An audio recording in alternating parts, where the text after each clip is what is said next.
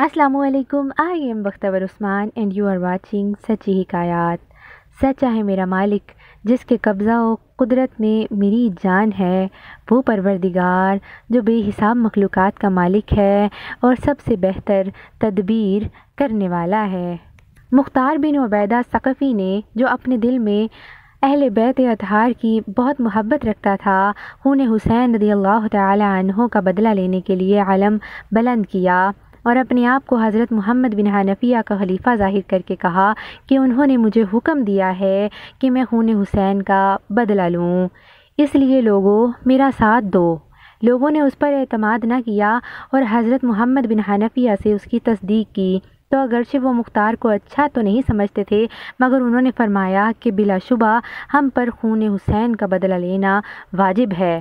اس سے لوگوں کو تسلی ہو گئی اور لوگ جوک در جوک اس کا ساتھ دینے کے لیے تیار ہو گئے. مسلم بن عبداللہ انصبابی کہتا ہے کہ ہم شمر ذی الجوشن کے ہمراہ تیز رو گھوڑوں پر سوار ہو کر کوفہ سے نکلے.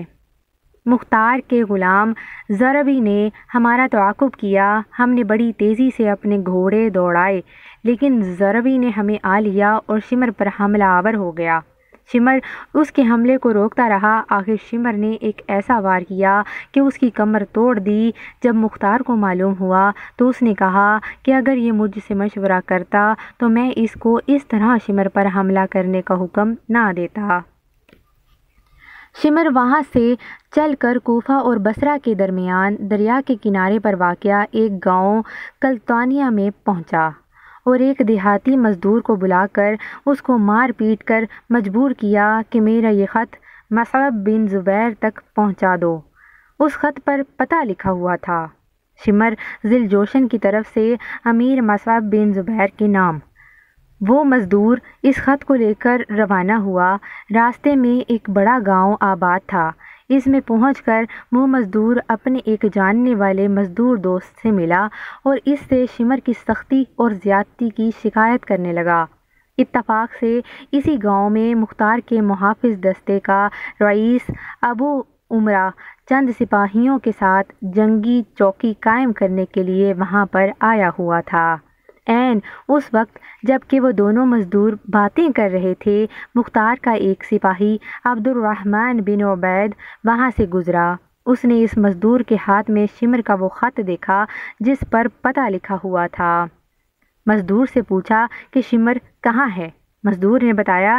اس سپاہی نے فوراً آ کر ابو عمرہ کو بتایا.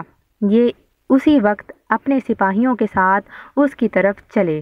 مسلم بن عبداللہ کہتا ہے، میں نے شمر سے کہا ہمیں یہاں سے چلے جانا چاہیے کیونکہ یہاں مجھے خوف سا محسوس ہو رہا ہے. شمر نے کہا میں 3 دن سے پہلے یہاں سے نہیں جاؤں گا اور میں سمجھتا ہوں کہ تمہیں یہ خوف مختار کذاب کی وجہ سے محسوس ہو رہا ہے اور تم مرعوب ہو گئے ہو. چنانچہ رات کو میں گھوڑوں کی ٹاپوں کی آواز سن کر جاگ پڑا اور اپنی آنکھیں مل رہا تھا کہ اتنے میں انہوں نے آ کر تکبیر کہی اور ہماری جھونپڑیوں کو گھیرے میں لے لیا. ہم تو اپنے گھوڑے وغیرہ چھوڑ کر پیدل ہی بھاگ نکلے اور وہ سب شمر پر ٹوٹ پڑے اور وہ کپڑے اور ذرہ وغیرہ بھی نہ پہن سکا. ایک پرانی سی چادر اوڑھے ہوئے صرف نیزہ ہاتھ میں لے کر ان کا مقابلہ کرنے لگا. تھوڑی ہی دیر کے بعد میں نے تکبیر کی آواز کے ساتھ سنا کہ اللہ نے خبیث کو قتل کر دیا. پھر اس کی لاش کو کتوں کے سامنے پھینک دیا گیا.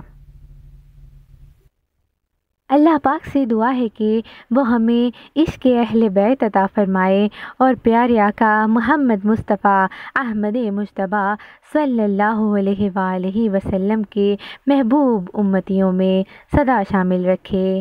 آمین الہی آمین.